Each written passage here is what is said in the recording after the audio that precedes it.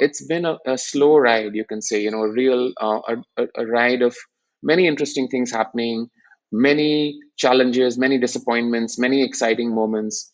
But that's just the path. That's the path of an architect, especially if you are trying to build a practice from scratch. We said, okay, we will choose to work with uh, clients and you can say government agencies that very few people want to work with. The government sector has a really bad reputation, right? Okay, we talk about corruption, we talk about low fees for architects, but the government is doing a lot of work. It's doing a lot of real work. I look at architecture and the role of an architect as being, a civil, somebody who is a civil architect, in a sense, you're a citizen first, and it's important to try to contribute as best you can.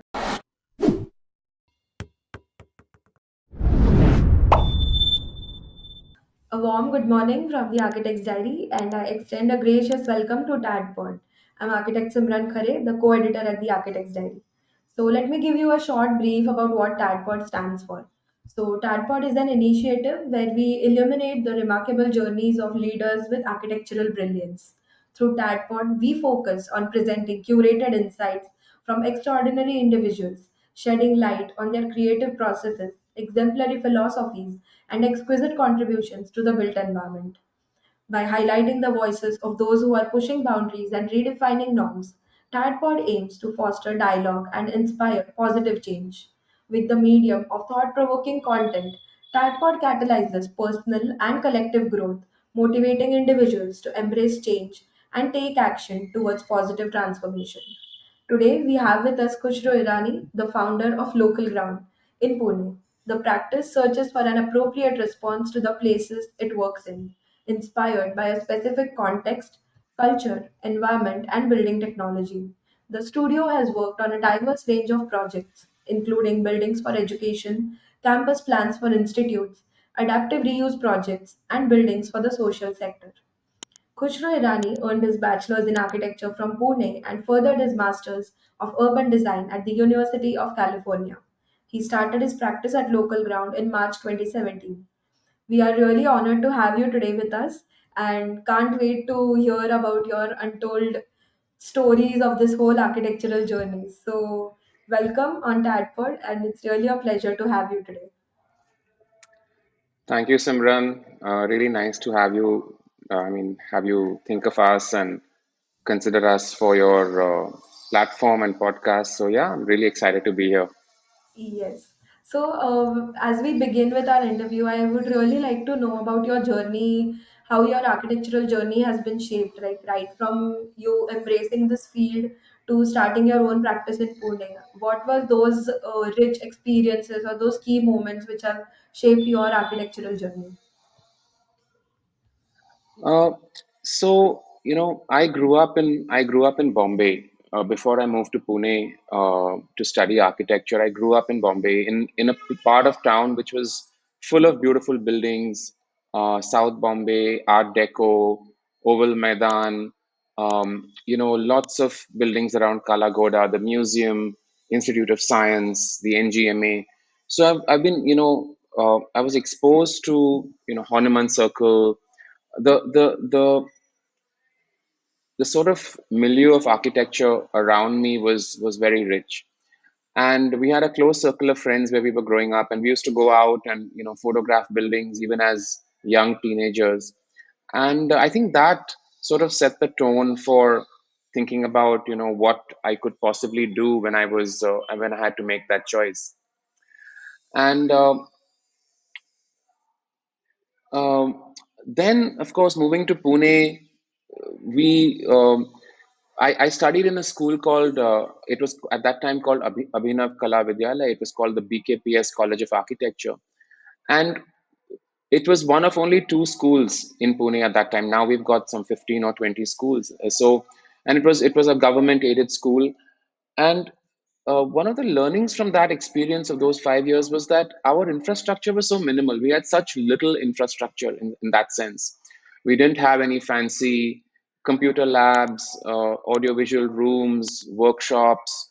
We barely had four classrooms. We had a small library, but our human capital, our professors were so amazing. We had amazing teachers in every department, and over those 5 years, a lot of working professionals, senior professionals came, taught us, spent time with us, and guided us. So that was really an example of where people are more important than infrastructure. People are really really important, and we are quite resilient in that sense. We can do with less, but if we have good teachers, that's really really important. Once I graduated, within the first week of graduating, yeah, and when I was studying, I know I did my internship with Rahul Mehrotra in Bombay. That was another very very unique and special experience, working in Bombay, working in a very small, tiny office space which didn't have a window. It was just the main door and an AC window, AC above, but we all worked in this small environment and very intensely. It was a really beautiful learning experience, and seeing the how dynamic Rahul was and so many different things that he did. That was really inspiring. After I graduated, I started working with Christopher Benninger at his firm called CCBA, and I worked there over two shifts, two legs, for about 4.5 years. And the first time, as a young architect, I was just probably 22, 23 years old. I had the opportunity to be a project architect for one building at the United World College that we were doing outside Pune, and that experience really led to building confidence, building getting into the details, getting into the really nuts and bolts of what it takes to put a building together. And I appreciate how uh, that firm allowed me as a very young person to really grow and be nurtured in that sense. And what I learned there was that never to cut corners. Always put in, like, do the best that you can to make a building as well as you can. Don't and stand by your principles. Don't compromise on your principles. I mean, you can't win every battle, but you can do your very best, to push the boundaries of what you're trying to do. After that, I went to the US and I studied urban design at Berkeley. And what I learned there was that it was what I enjoyed in that program was that it was a really down to earth approach to how cities are made, to how campuses are made, to how you design streets. It was not some airy fairy, very computer rendered images of what environments can be, but really about how do you work with cities, how do you work with neighborhoods, how do you work with people, how do you work with how does architecture engage, how do building types and architecture engage with urban design. So it was really a very grounding and a great learning experience. And then I worked with in San Francisco. I worked with a firm called WRT. It was a firm at that time which had multiple partner firms, but it's in general called WRT, Wallace Roberts and Todd. And that firm had a really strong social ethos, you can say. They worked a lot on public projects, working with city governments, working with city councils, working with neighborhoods and with people to really essentially to better their lives and to better their living conditions. So as a young urban designer, I got to engage with cities all over the Bay Area and even outside California, and seeing how these processes happen, seeing how uh, resilient, the kind of work that's needed, the kind of patience, the vision that's needed to really shape the public realm or to work with communities. That was really the learning experience for me.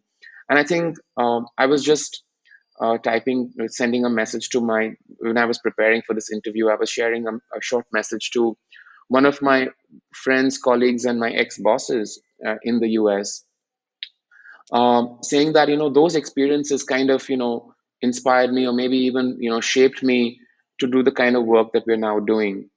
So that was really important in that experience in the US. And then of course start the next phase of course was returning back and starting my practice. And while my practice was founded sort of a little earlier than 2017, as you mentioned in the introduction, it was only in 2017 that I started working full time in my practice. Before that, for a couple of years, I was working part time in my family business and part time in the practice. And it was only, yeah, you can say now, a good 7 to 8 years when I've been working completely full time in the practice. And that was, of course, the best decision I ever could make. So I could really focus on what we're doing here in the practice. Uh, and the studio has been, the journey of the studio has been a lot of struggle, a lot of ups and downs, but I wouldn't change it for anything else because it's been a slow ride, you can say, a real a ride of many interesting things happening, many challenges, many disappointments, many exciting moments.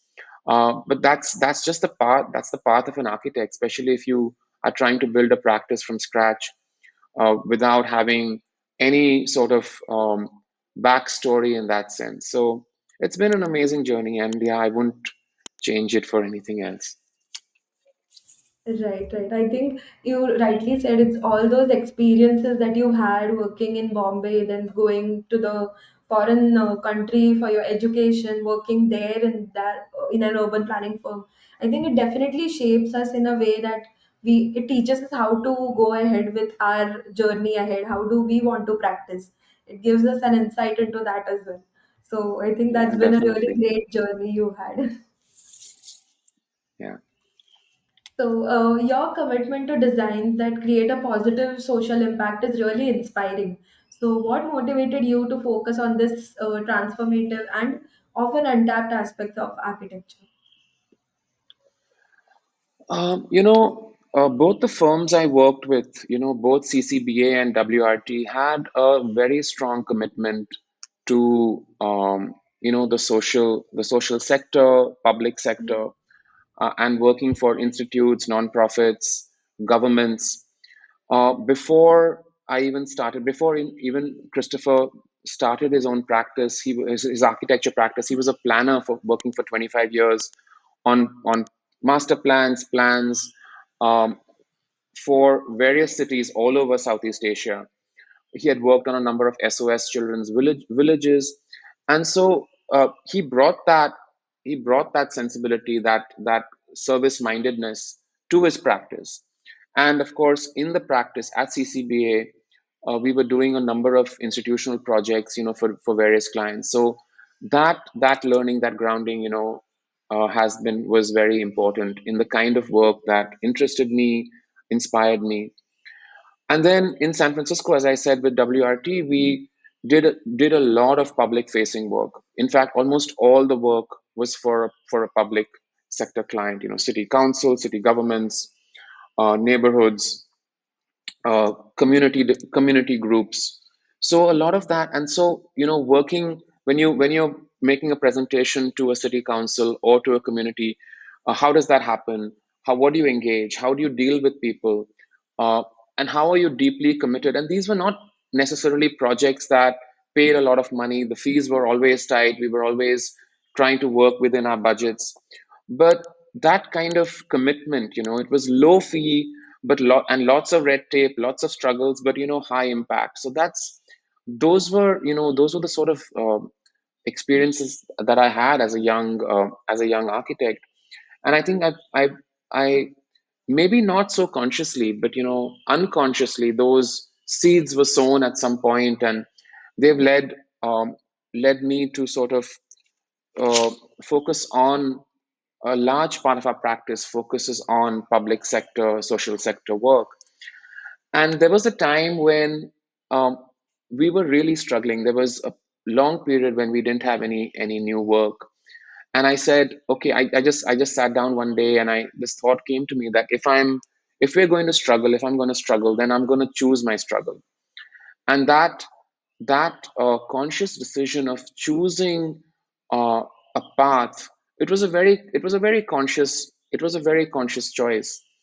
And we said, okay, we will uh, choose to work with uh, clients and you can say government agencies that very few people want to work with because they don't pay well. They have a lot of the process is a lot entails a lot of struggle. So when I change that attitude about how we approach our profession, at least in my case, things opened up, things changed, and we started working with agencies, for profit, non-profit, government, non-government agencies that were working in the social sector, that wanted to make an impact in the social sector. And I always say that we are the back, we're at the back. These are people who push through the wall. They break through the wall. We follow them. So we're not on the front lines. We are helping others who help others. And so that's really our goal in that sense. Government agencies who have got so much. I mean, we work with. When we see, the government sector has a really bad reputation, right? Okay, we talk about corruption. We talk about low fees for architects, but the government is doing a lot of work. It's doing a lot of real work that enables a lot of people to live better lives. And as you know, in India, we've got these so many segregated sections of social sections, right? We've got the urban poor, we've got the extreme poor, we've got the urban poor, then we've got the lower middle class, the middle class, and then of course we've got people who are highly privileged. So uh, when we engage with a public process, we're engaging with all the mess, all the challenge, all the friction that happens when you're trying to make something happen. And so uh, it's really important to accept that, and to say, okay, I accept that this is the process. It's going to be many for example, many times we have to change a design that we worked on for a few weeks just on the whim of some officer or a corporator or a public servant or a politician. And if you show any resistance, or if you resist that process, it's not going to end anywhere. So it's that flexibility, tremendous patience. And I think ultimately, when you see that your work is impacting people, is contributing to people, I think that's where you get your satisfaction from. That's the meaning of what we try to do. And it's not an easy path, and it's not a path that everyone uh, can also afford to take, because it means a lot of sacrifice, financial choices. And so, yeah, but it's been something that's very close to our heart, close to my heart. And in many ways, I look at architecture and the role of an architect as being, somebody who is a civil architect, in a sense. You're a citizen first, and it's important to try to contribute as best you can to your immediate context, to your local context, to your city context, as much as you can, within the framework, of course, of your practice. So those are some of the inspirations and thoughts behind that, a part of our work. Right, right. You rightly said, I mean, working with the government, I think it gives you a lot of exposure to the ground realities of what the society is living right now and what they really need. So I think that gets very important in shaping the way and making an informed decision of, okay, what I'm doing, it's right. I'm working on the right path. So I think that Yeah, and I also want to say that there are many, many government officers who do amazing work, who are committed, highly committed. They don't get the kind of recognition and the kind of, kudos they deserve, because they are working, really on the ground, trying to make a difference. And there are many officers who have committed their entire lives to, making the city a better place. And we are always complaining, oh, there are too many potholes, there's too much traffic, the buses are not on time, the place is dirty. But the challenges of our urban environment are so huge. and the kind of resources that the financial and physical resources that we are forced to work with are way limited, way more limited than the kind of needs that are there.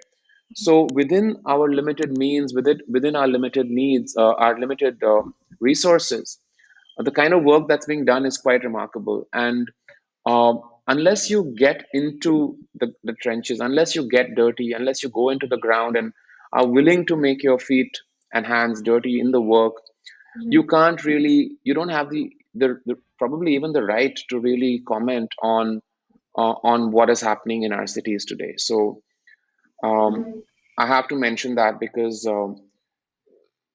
it's really important to acknowledge the people who are working in our cities on a day-to-day basis. Right, right. So, taking this thought, the last thought ahead, I think architecture really plays an important role in transforming the way people or a city functions. So, how do you believe architecture can shape the way individuals perceive and interact with social environments? I mean, that's a really, sort of universal question, right? I mean, of course, architecture plays such a vital role. We wake up in a building, we go to sleep in a building, we spend all our days in buildings, most of the time.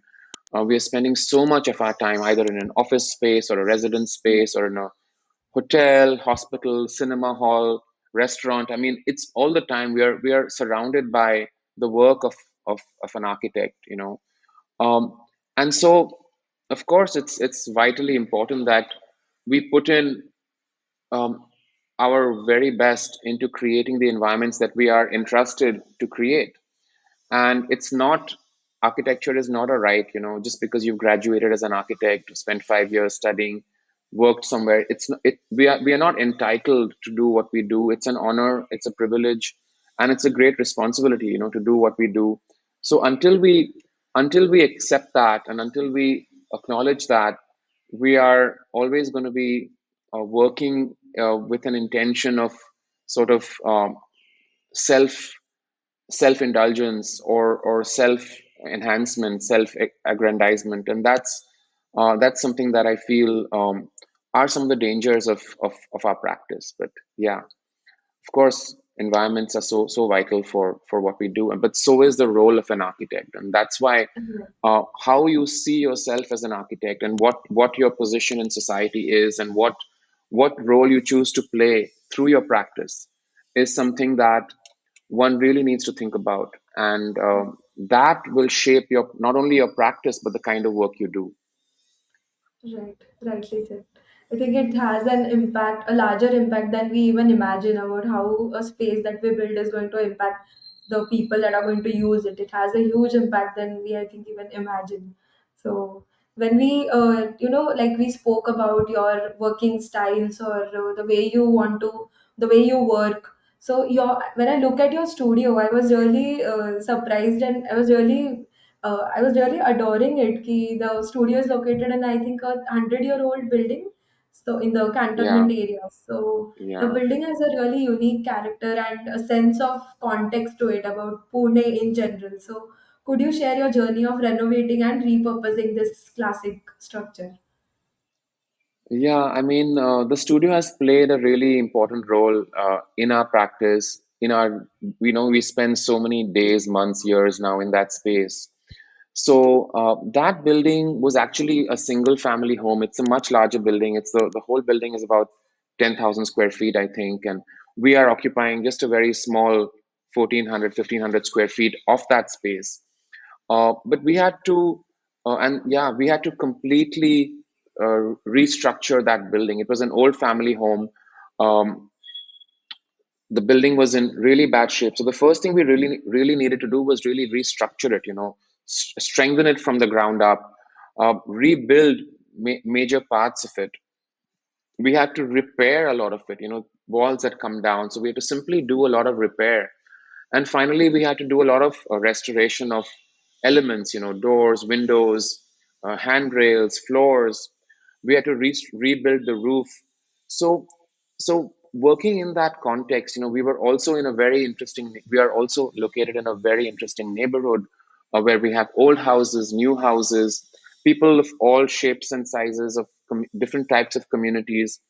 And so there's this mix, this amalgam of culture, history, ethnicities, social classes, education levels, small businesses, larger businesses, and so it's this very interesting mix of the context.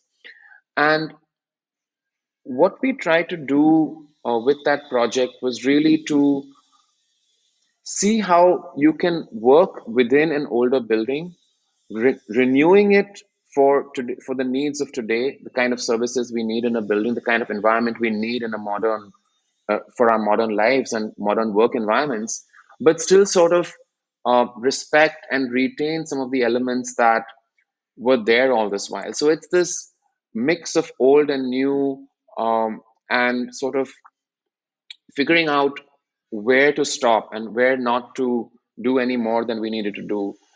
And there were many times in that process where we didn't know what to do. And I said, if you don't know what to do, let's not do anything. Let's just stop. Let's just wait. Let's observe. And over time, we figured out, okay, you don't need to do this at all. The building is fine the way it is. The environment is fine the way it is. You don't need to touch this. Just because it looks old doesn't mean it needs to be touched. Just let it be. Let life happen. And when we moved in, one of the interesting aspects of it, the place wasn't complete. It evolved. It's evolved over the last 10 years. We've been there now 12 years in that space, and it's evolved. It's changed. We've added some things. We've changed some things, and in that sense, it's not a project that you can sort of document on day one and say, okay, this is it. I'm ready. It's the project is over. It's this evolving space, this evolving place, and we've been able to host people there, talks there. It's been an amazing, it's been a great place to work in. We've been very fortunate. Right.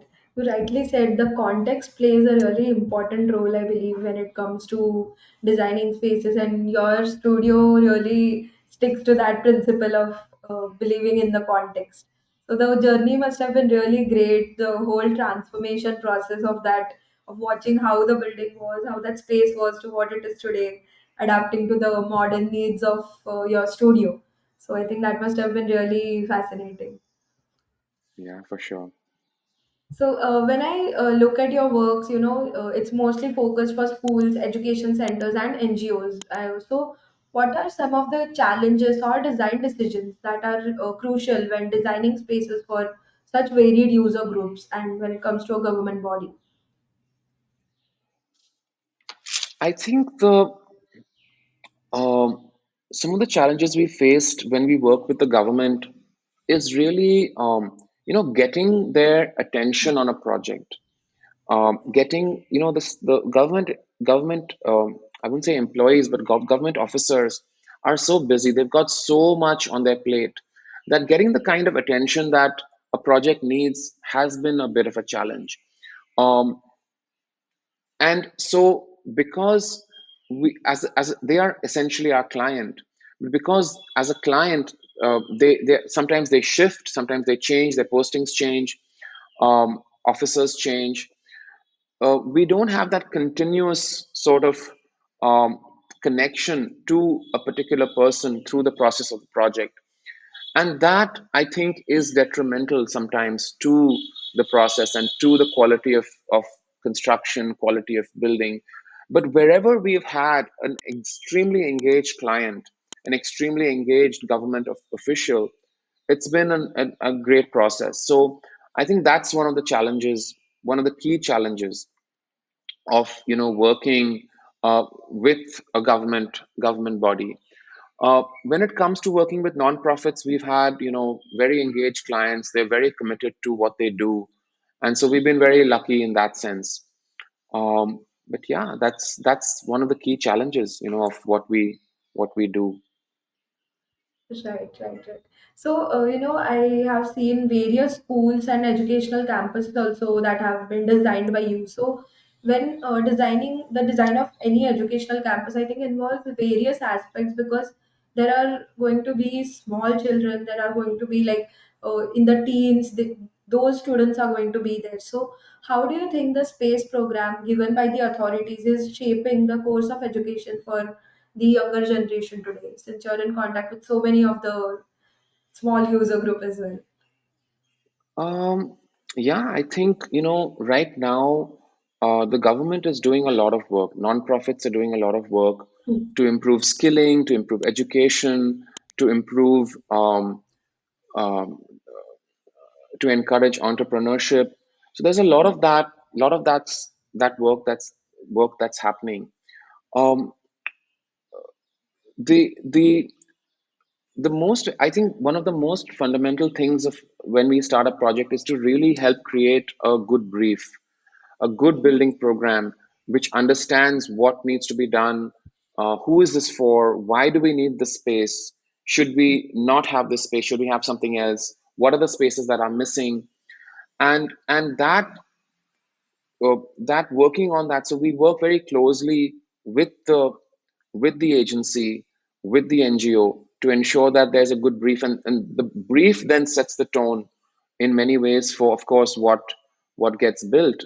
How it gets built is a separate story, and that, of course, is a process, and how we design it, or how what is the final result. But the cornerstone of the project really is a good brief. So that's something that we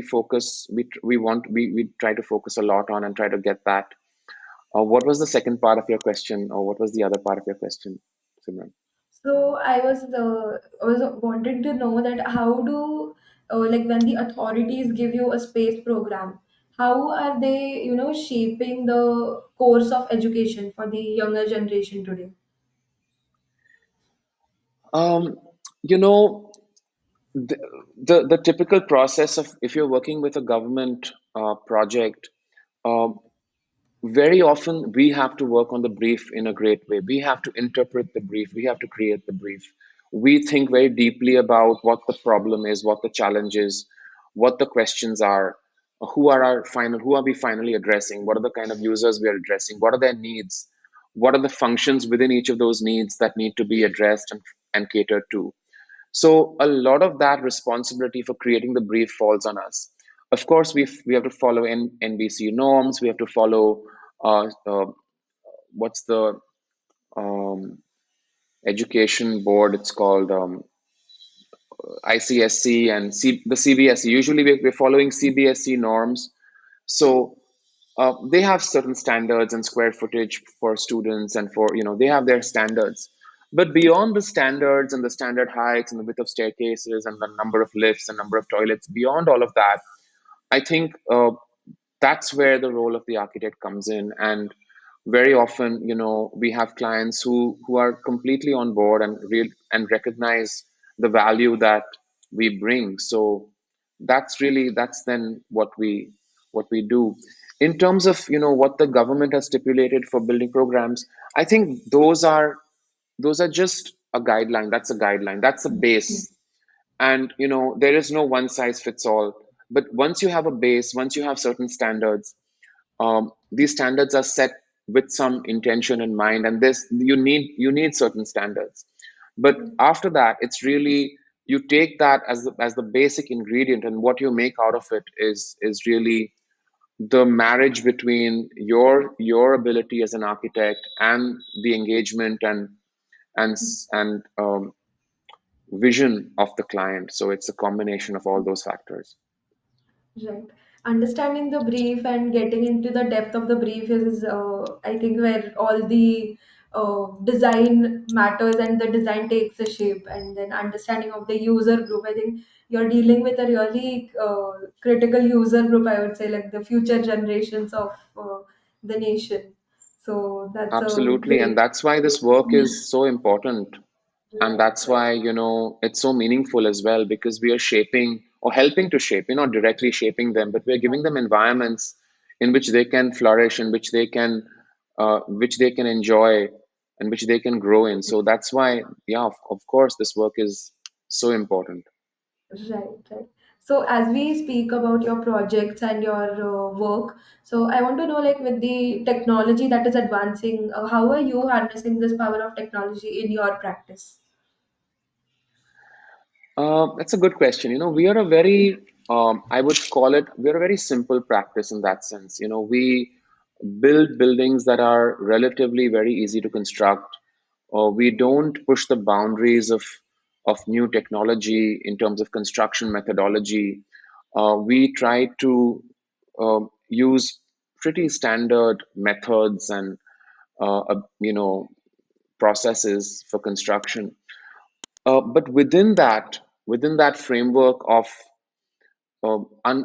understandable, accessible, known, tested processes and technologies, we try to work on buildings that hopefully can engage in new ways or can engage in nice ways, can create environments that serve people in positive ways.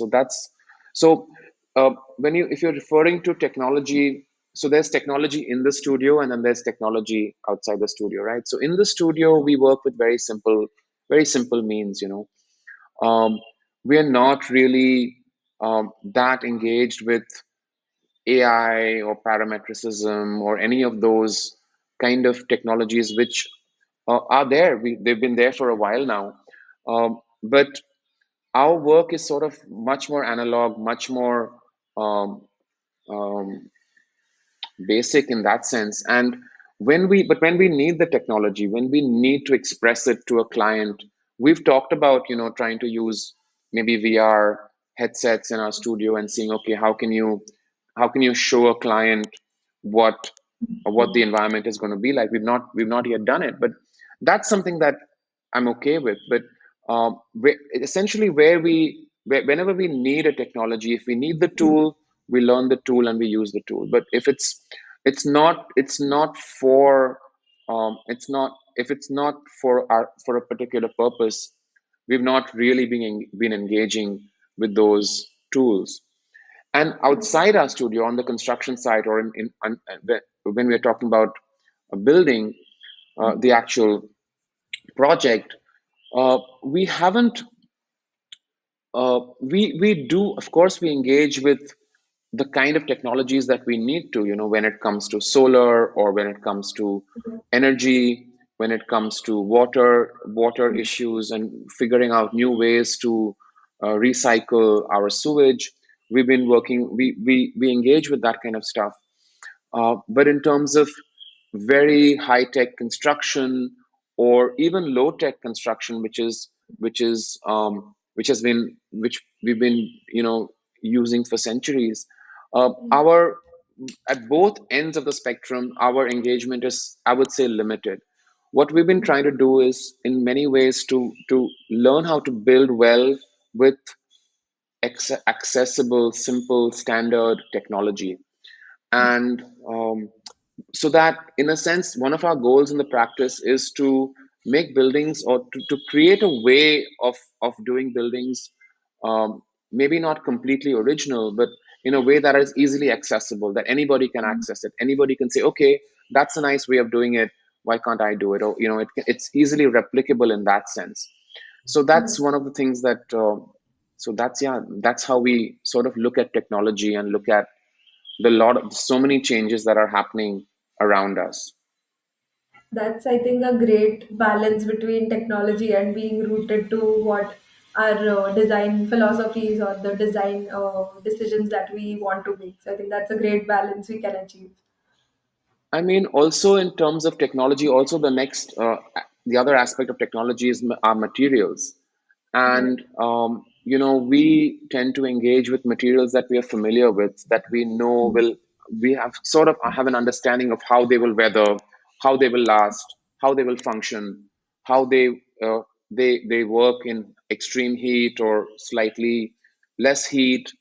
How do they work in the rain? So we tend to be much more conservative in terms of our choice of materials. Not always in a good way. Sometimes we do get caught up in using the same kinds of materials over and over again. But the reason being that we are most familiar with them, and maybe also because we are sort of hesitant and risk averse in some ways to try new things. But that's just kind of partly who we are also. So Yes, right, rightly said. So, Khushru, with this distinctive architectural journey that you've had, what do you envision as the next chapter of your career? Where do you envision yourself and your practice in the coming years? That's a good question. I wish I knew, you know.